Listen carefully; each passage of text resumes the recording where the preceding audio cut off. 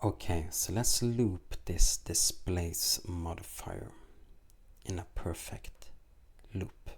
So I'm just going to hide my object and then go into top view, and now we can go curve and then circle, and then we can scale up this curve circle 4 times like this, and then we also going to need an empty. So I'm just going to pick a cube here and then scale it in, and now we want to attach this empty to this curve.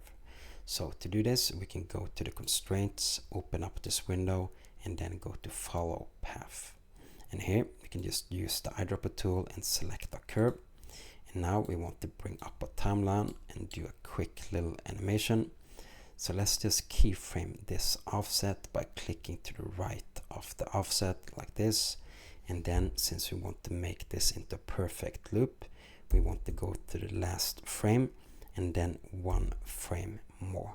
So in this case, frame 251. And now we can go back into the offset and set this to 100 and press enter, and then just right click and keyframe it again. So let's right click onto the timeline and change the interpolation mode into linear, so we have a nice and even speed. And now if I bring back my object, I can just select it and then go into this displace modifier. And now we want to change the coordinates from local and then into object.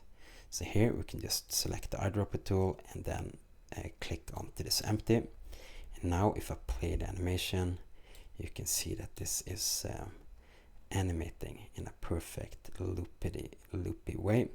And if you want to slow down the animation, you can just bring in the curve like this, or if you want to speed it up, you can bring it up like that.